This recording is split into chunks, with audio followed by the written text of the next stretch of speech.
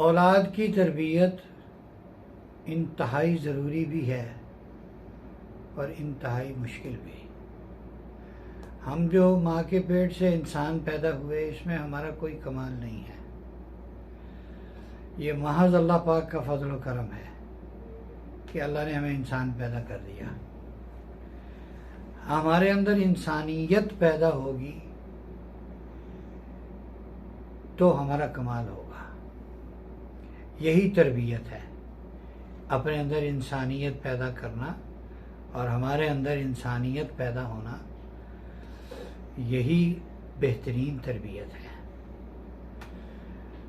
आजकल के मोबाइल के दौर में, क़ुर्ब क़यामत के इस दौर में, आदमी की, इंसानों की तवज्जो तरबियत से बिल्कुल हट चुकी है। पैसा कमाने की तरफ तवज्जो है। पैसे को सरमाया समझा जा रहा है, प्रॉपर्टी को सरमाया समझा जा रहा है, गाड़ी को सरमाया समझा जा रहा है।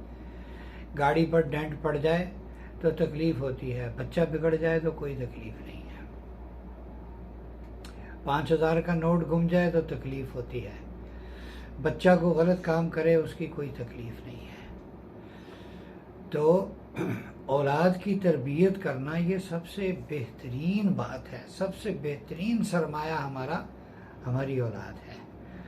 और ये हमारे लिए ज़ख़ीरा आखिरत और हमारे लिए दुनिया और आखिरत में सुकून, चैन, इत्मीनान, राहत का बायस तब होंगे जब हम इनकी तरबियत अच्छे से करेंगे। ख्वाजा कुतुबुद्दीन बख्तियार काकी रहमतुल्लाह अलैह बहुत बड़े अल्लाह वाले गुजरे हैं हिंदुस्तान में। ये जब अभी बच्चे थे तो इनके बड़े अजीब व गरीब वाक़यात मिलते हैं। मैं एक वाक़या अर्ज़ करूँगा जिससे पता लगता है कि इनके माँ बाप तरबियत के लिए कितना फ़िक्रमंद थे और इनके माँ बाप ने इनकी कैसी बेहतरीन तरबियत की और इन्होंने कैसे बेहतरीन तरबियत को लिया और एक बेहतरीन इंसान बने और एक ऐसे इंसान बने जो लाखों लोगों की तरबियत का बायस और सबब हुआ। इनके वालिद इनको मदरसे दाखिल करा के आए, मदरसा, स्कूल, तालीम की जगह दाखिल करा के आए तो माँ बाप दोनों सर जोड़कर बैठ गए, फ़िक्रमंद हो गए। हमारा बच्चा अभी बड़ा हो गया है और इसकी तालीम शुरू हो गई है, इसकी तरबियत का ज़माना शुरू हो गया है, तो इसको सबसे पहले क्या बात सिखानी चाहिए। माँ बाप मशवरा कर रहे हैं, बच्चा पढ़ने गया हुआ है, तालीम के लिए गया हुआ है, माँ बाप तरबियत का सोच रहे हैं। चुनाचे उन्होंने तय किया कि इस बच्चे को सबसे पहले तवक्कुल सिखाना चाहिए कि बच्चा अपनी ज़रूरत अल्लाह की ज़ात के सामने रखे, बच्चा अपनी ज़रूरत अल्लाह से पूरी कराए।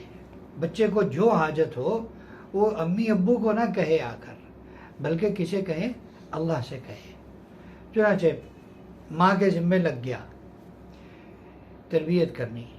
तरबियत माएँ ही करती हैं, तरबियत माएँ ही कर सकती हैं। बेहतरीन तरबियत आम तौर पर, उमूमी तौर पर तरबियत बच्चों की वो माएँ ही करते हैं और वो माँओं के ज़िम्मे ही होती है। तो बच्चा शाम को पढ़कर घर वापस आया, उसे भूख लगी हुई थी, उसने कहा अम्मी मुझे खाना दें। तो माँ ने कहा बेटा खाना मैं नहीं देती, खाना तो अल्लाह देते हैं, खाना तो अल्लाह देते हैं। बच्चा अब पूछ रहा है कि अम्मी अल्लाह पाक से खाना मैं कैसे लूँ? तो माँ कहती है बेटा ये तो बहुत आसान है, ये तो कुछ भी मुश्किल नहीं है। तुम वज़ू करो, मुसल्ला बिछाओ, 2 रकअत नमाज पढ़ो और उसके बाद अल्लाह से मांगो या अल्लाह मुझे खाना अता फरमा, तो अल्लाह ताला खाना देंगे। चुनांचे बच्चों ने वज़ू किया, मुसल्ला बिछाया, 2 रकअत पढ़ने में लग गया, दुआ करने में लग गया। इतने में माँ ने जल्दी जल्दी रोटी बनाई, सालन एक जगह रखा और एक प्याली में डाला और वो ट्रे उठाकर कहीं दाएं बाएं अलमारी में रख दी। बच्चा दुआ से फारिग हुआ, कहने लगा अम्मी मैंने वज़ू भी कर लिया, मुसल्ला बिछा के 2 रकत भी पढ़ लिए और जनाब मैं दुआ भी कर ली, खाना नहीं आया अभी तक। तो माँ ने कहा नहीं नहीं नहीं नहीं बेटे, ऐसे नहीं करते, ऐसे नहीं कहते। जो अल्लाह से मांगता है अल्लाह पाक उसे ज़रूर देते हैं। यहाँ कहीं दाएं बाएं देखो, अल्लाह ने कहीं रख दिया होगा खाना।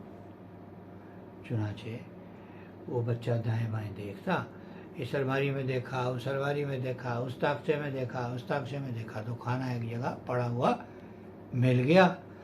और बच्चे का यकीन बन रहा है, वाह मैंने अल्लाह से मांगा, अल्लाह ने मुझे अता फरमा दिया।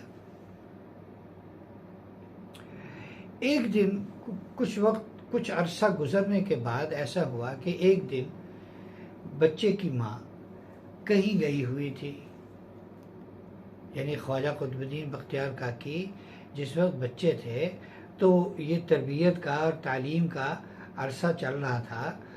तो माँ कहीं चली गई और उन्हें वहाँ देर हो गई। अब जो वहाँ देर हुई तो याद आया, ओहो बच्चे के तो खाने का वक्त है, वो आया होगा और उसने आज उसे खाना अगर ना मिला हुआ होगा तो वो क्या सोचेगा, आज तो सारा भांडा फूट जाएगा, आज तो पता नहीं क्या होगा, पता नहीं क्या होगा। भागती भागती वहाँ से घर आ रही, घर आई, दाखिल हुई और अंदर आन के देखा बच्चा पुरसुकून नींद सो रहा है। तो वो तरबियत करने वाली माँ को भी याद नहीं रहा कि इसकी तरबियत किस नहज पर की जा रही थी। वो एक फितरी अमर है, आदमी जब परेशान होता है तो फितरी तौर पर थोड़ा परेशान होता है, तो उसको थोड़ी हड़बड़ाहट होती है। तो माँ ने बच्चे को फटाफट उठाया, अब बेटा खाना खाया, खाना खाया? कहाँ अम्मी खाना खा लिया। कहा कि कहाँ से खाया? लो जहाँ से रोज़ाना खाता था, आपने ही तो कहा है कि खाना अल्लाह देते हैं, मैं रोज़ाना अल्लाह से खाना मांगता हूँ, अल्लाह देते हैं, आज भी अल्लाह ने दिया खाना। पर आज अम्मी एक बात है, आज के खाने में जो मज़ा था, आज खाना बहुत मज़े का था, आज के खाने में जो मज़ा था वो पहले कभी खाने में नहीं हुआ। तो माँ बड़ी हैरान भी हुई, बड़ी खुश भी हुई। खैर बच्चा सो गया। तो माँ ने रात को इनके अब्बा को बताया कि आज ये माजरा हुआ है। तो फिर इनके वालिद कहने लगे कि बस हमारा बच्चा अल्लाह से मांग कर लेना सीख चुका है, बस एक चीज़ मुकम्मल हो गई, इसको तवक्कुल आ गया, अल्लाह से मांग कर लेना आ गया, इसको दुआएं मांगनी आ गई और इसको हाथ उठाना आ गया और अल्लाह से लेना आ गया, अल्लाह के ख़जानों तक इसका हाथ पहुंच गया। बस अब फिक्र ना करो, अब ना रोटी पका के रखना आज के बाद कभी भी। तो ऐसे होती थी तरबियत, ऐसी होती थी माएँ, ऐसे होते थे बाप। हैं मोबाइल का दौर है, बच्चा तंग कर रहा है, मोबाइल दे दो, बच्चा रो रहा है, मोबाइल दे दो, बच्चा जिद कर रहा है, मोबाइल दे दो। और मोबाइल ने वो तबाही मचाई है, मोबाइल ने वो तबाही मचाई है कि जो गिनती शुमार से बाहर है। छोटे छोटे बच्चे मोबाइल मोबाइल मोबाइल मोबाइल, ना उनकी तालीम है, ना उनकी तरबियत है, ना उनकी अखलाकियात है। बच्चों के अंदर इंतहाई किस्म की बदतमीज़ी, बदतहजीबी और जनाब ना उनके अमाल ठीक है, ना उनके अखलाक ठीक हैं, ना उनके अकायद ठीक हैं। पता नहीं क्या कुछ मोबाइल पर करते हैं, गेमें खेलते हैं और फलां। यानी बच्चों की अपनी तालीम की तरफ तवज्जो 10% भी नहीं है। बच्चे मोबाइल के इतने नशई हो चुके हैं। माँ बाप को भी पता नहीं है कि मोबाइल की वजह से हमारे बच्चे में क्या क्या बिगाड़ पैदा हो रहा है, हमारे बच्चे के अंदर कितनी बदअमली और कितनी बद अखलाक़ी, कितनी बद तहज़ीबी, कितनी बदतमीज़ी पैदा हो रही है हमारे बच्चे के अंदर। खुदारा हम सब अपने बच्चों की तरबियत पर तवज्जो दें। ये बच्चे या तो हमारे लिए दुनिया आखिरत में सुख, चैन और सुकून और इत्मीनान का बाइस बनेंगे अगर हम इनकी अच्छी तरबियत करेंगे तो इंशाअल्लाह। और अगर हम इनकी अच्छी तरबियत ना कर पाए तो याद रखें ये बच्चे हमारे लिए बेसुकूनी, बेचैनी, बेइत्मीनानी और बड़ी बड़ी मुसीबतों और आफतों और बलाओं के आने का ज़रिया बनेंगे। तो अपने बच्चों की तरबियत पर खुसूसी तवज्जो दें। माँओं से गुजारिश है कि अपने बच्चों पर खुसूसी नज़र रखें। हैं जितने वालिद हैं, बाप हैं, जो बाप के दर्जे पर हैं, उनसे गुजारिश है अपने बच्चों की तरबियत पर खूब तवज्जो दें। अपने बच्चों की तरबियत से एक लम्हे गाफिल ना हो।